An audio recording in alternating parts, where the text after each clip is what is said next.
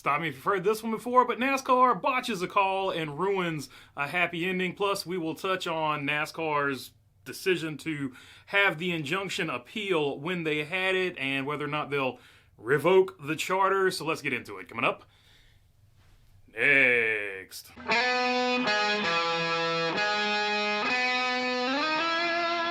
What's going on, everybody? Hope you're doing good this Valentine's Day. All right.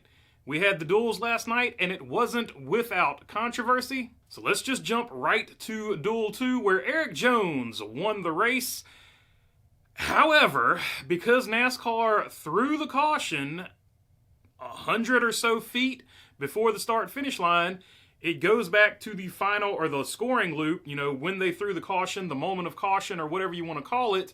And at that moment, when NASCAR decided to throw the caution, Austin Cindric was ahead of Erik Jones, so the duel win goes to Austin Cindric by letter of the law. But it brings into question this. Why, on God's green earth, did NASCAR throw a caution 100 feet before the start-finish line when there was literally no extra risk to anybody getting hurt if they had just let the race finish naturally at the start-finish line, where Erik Jones, of course, would have won that race?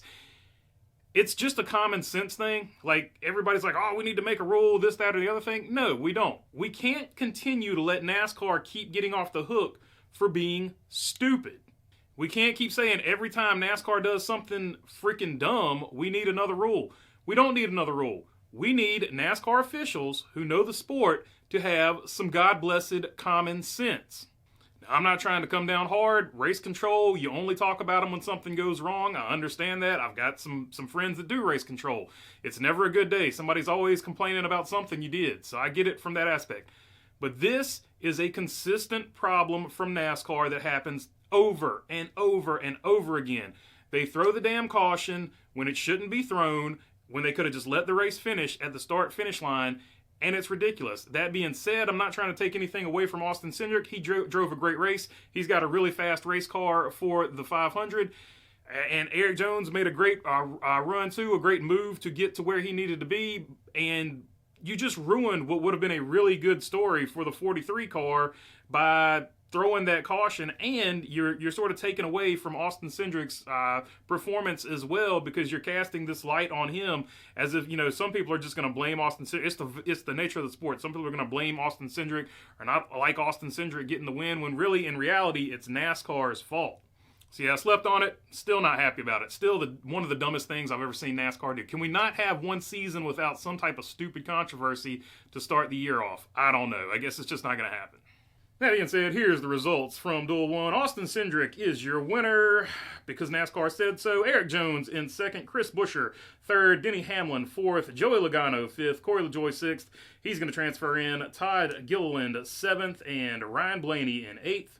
John Hunter Nemechek, Christopher Bell, Kyle Larson, Riley Herbst, Anthony Alfredo, Shane Van Gisbergen, Cody Ware, Cole Custer, BJ McLeod, Noah Gregson, Jimmie Johnson, Brad Keselowski, Daniel Suarez, Alex Bowman. Round out the rest of the field. BJ McLeod and Anthony Alfredo are going to miss the Daytona 500. Jimmie Johnson and Corey LaJoie are going to advance from that duel number 2. All right, duel number 1, far less controversial. Only one real move in that race that needs to be talked about that some people had an issue with, and I'm going to address that as well. But your winner was Bubba Wallace, which was sort of funny because this is probably the only time in history like Bubba Wallace wins a race, and there's not going to be necessarily a huge media deal about it, because they went to Bubba Wallace winning Duel 1, his first ever duel win, and then immediately cut to Dale Jr. and the 40 car, because that, I guess, was the bigger story here, that Dale Jr. in his first attempt in the Cup Series as a trying to get into the Daytona 500 or whatever, I guess was the bigger story of that duel. But it was just so weird. It kind of felt like the championship race when Ross Chastain won the race and they talked to Ryan Blaney for 30 minutes and then eventually got to Ross Chastain. They did talk to Bubba first, but they talked for a much longer time to Dale Jr. and Justin Allgaier and the 40 crew. So it was just really... a weird situation, but it is what it is. He's one of the biggest names in the sport, if not the biggest name in the sport, and he definitely moves the needle and moves the sport whichever way he's thinking, or however his media platform moves it. I don't know how to explain it, but you know what I'm saying. But aside from Bubba winning and the 40 car being in, the other story of the race was a tale of two races for Ty Dillon. The first part of that race, I saw a lot of people talking about, oh my goodness, Ty Dillon's finally in a good car, didn't know he could drive like this. This is the redemption arc for Ty Dillon. And then you got the move at the end of the race where people like, typical old Ty Dillon, blah, blah, blah, Ty Dillon sucks, that type of stuff. And for me, I'm taking this away from it. I don't have a problem with the move that Ty Dillon made because Ty Dillon was going for the win on the last lap in a duel. Now, granted, it didn't work out. Granted, it might not have been the right move to make, but he was going for the win. So I'm never going to downgrade or say anything bad about that because the man was trying to win the race. People talk all the time, I can't believe he just rode around there. He didn't even try to win the race. Well, Ty Dillon tried to win the race, and people are still downgrading and talking bad about him, so I'm not going to downgrade him for that, but I will say this about Ty Dillon. He's been in the Cup Series for a long time, probably the longest time we've ever seen a driver in the Cup Series, and we can still say, I don't know if the guy is really good or if the guy can't drive. Like, we just don't know because the equipment that he's been in for his extended period or stay in the NASCAR Cup Series has not been elite level equipment. This is the best equipment Ty Dillon has ever been in. So this year, we're going to find out how good or bad Ty Dillon really is. And last night, he showed that he has potential to run up front, at least on super speedways, with this good equipment that he's sitting in. So off to a good start, even though he's getting criticized for trying to win a race, which is, that's NASCAR, man. NASCAR fans are rough, man, sometimes. All right, results from that one. Bubba Wallace is the winner there. William Byron finished the second. Ty Dillon ends up third. Ross Chastain fourth. Tyler Reddick, AJ Allmendinger, Austin Dillon, Chase Elliott are the top 8. 9 through 16 going to be Justin Allgaier, Kyle Busch, Ty Gibbs, Michael McDowell, Ryan Preece, Josh Berry, Martin Truex Jr., Ricky Stenhouse Jr. the third. JJ Yeley, Carson Hocevar, Chase Briscoe, Chandler Smith, Justin Haley, Helio Castroneves, and Zane Smith rounding out the bottom. Allgaier, Truex, and Helio Castroneves are going to transfer. Helio, of course, using the provisional. And out of that, Chandler Smith is not going to make it, and JJ Yeley did not make the Daytona 500. So those are the two out from that particular duel. All right, that sets us up for the Daytona 500 starting lineup. So here that is.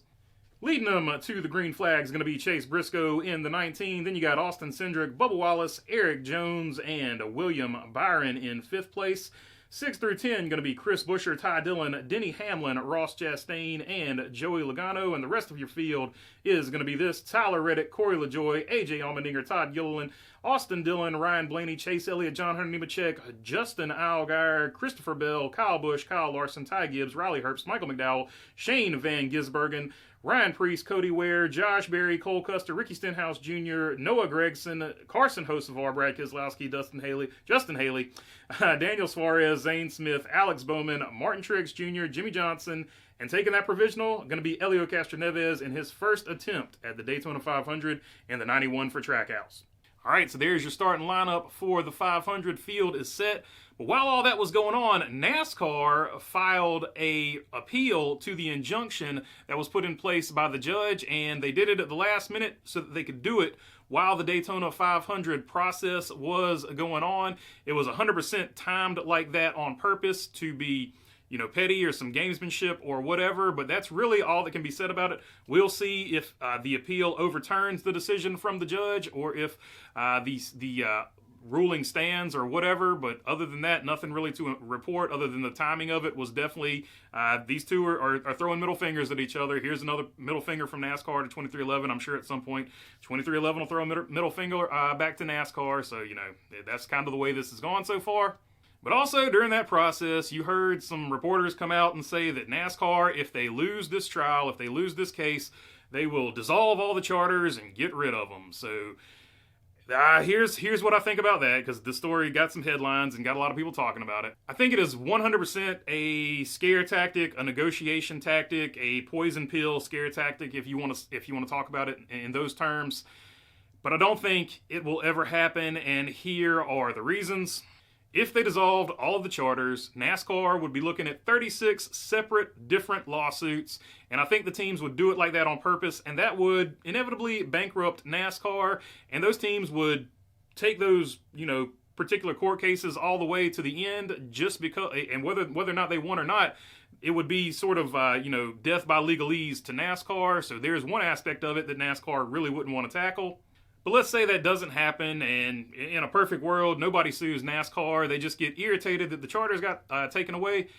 At best, NASCAR would have half of those teams come back and be part of NASCAR. It would absolutely kill the sport. The other half would go race somewhere else, possibly Dale Jr.'s Cars Tour or something like that. So it would essentially be the IndyCar split, and that would be it. That would be the end of NASCAR. NASCAR would still exist in some capacity, but it would never be NASCAR like we know it now. So that's the other reason I don't think that it'll ever happen. Thirdly, it's a negotiation scare tactic. So the reporters that were reporting it, they were either doing NASCAR's propaganda for them, if you want to look at it from that angle, or they reported it in such a manner with the headlines to get clicks and views, which it is what it is. It's the world we live in, right? So at the end of the day, it's NASCAR, so I can't say that it won't ever happen because it's NASCAR and NASCAR is going to NASCAR, but it's highly unlikely. Did they really mean anything by this? Because this is a poison pill that they would never recover from, ever, at least in our lifetimes. So I don't think they'll do it. I think it's more of a negotiation scare tactic because I think even though this thing's probably going to go to trial, it's probably eventually going to get settled out of court. So kind of a posturing scare tactic is the way I take it, but it is what it is. Everybody's got a thought on it. Hate to end it off like that. That was sort of a bummer way to end this one, but it is what it is. All right, that's all I got for you on this one. If you made it this far, would love to have your subscription. If not, I'll just keep making these things. And if you're already subscribed, I appreciate you all as well. Until the next one. Peace.